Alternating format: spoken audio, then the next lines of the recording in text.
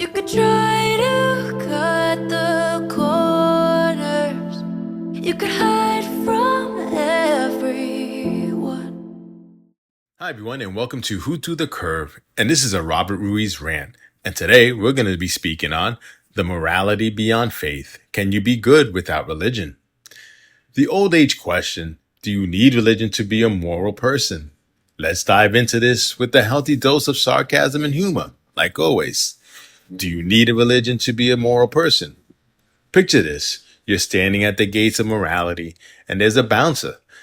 This bouncer isn't checking IDs or dress codes. He's checking for religious affiliation.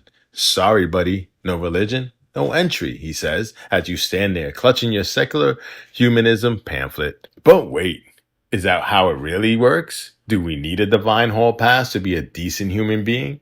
Let's explore this with the subtlety of a sledgehammer. The divine rulebook. First off, let's talk about the divine rulebook. Many religions come with a handy set of guidelines like the 10 Commandments or the 5 Pillars. It's like a moral GPS recalculating your route every time you stray. But here's the kicker. Do you really need a celestial GPS to tell you not to steal your neighbor's Wi-Fi or to return that extra dollar the cashier gave you by mistake? Imagine a world where people only refrain from murder because a holy book told them so. I totally robbed this bank, but the good book says no, said no morally sound person ever. Most of us have this thing called conscience, which, surprise, surprise, doesn't always need a religious upgrade to function. The atheist conundrum. Now, let's address the elephant in the room, atheists. According to some, atheists are like moral anarchists, running wild without the leash of divine oversight. But if that were true, wouldn't atheists be the ones causing all the chaos? Last I checked, the majority of atheists aren't plotting world dominations or stealing candy from babies. In fact, many are busy doing things like donating to charity, volunteering, and generally being decent folks. The universal morality. Here's a fun fact. Morality isn't exclusive to religious folks. Studies have shown that principles like fairness, loyalty, and kindness are pretty universal.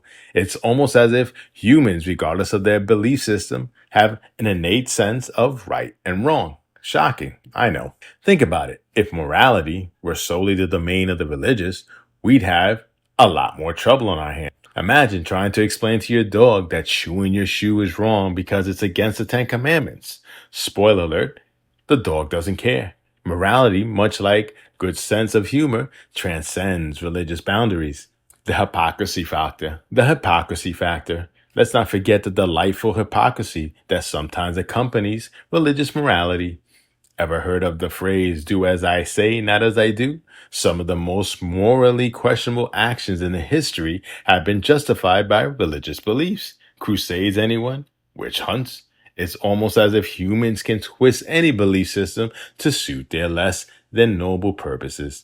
So, do you need a religion to be a moral person? Not really. Religion can certainly provide a framework for morality, but it's not the only blueprint out there. Morality is more like a buffet than a fixed menu.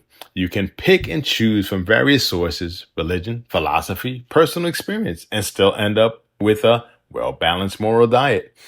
In the end, being a moral person is less about where you get your rules from and more about how you apply them. Whether you're guided by a holy book or a philosophical text or just a gut feeling, what matters is that you strive to be a decent human being. And if you need a little sarcasm and humor to get through the moral maze, well, that's just the cherry on the top. Thank you for listening to Who to the Curve. Don't forget to like us, share us, and subscribe. Thanks.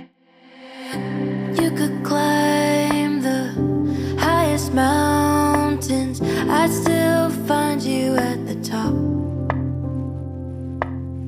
And on the way down, I'll hold your hand so it does.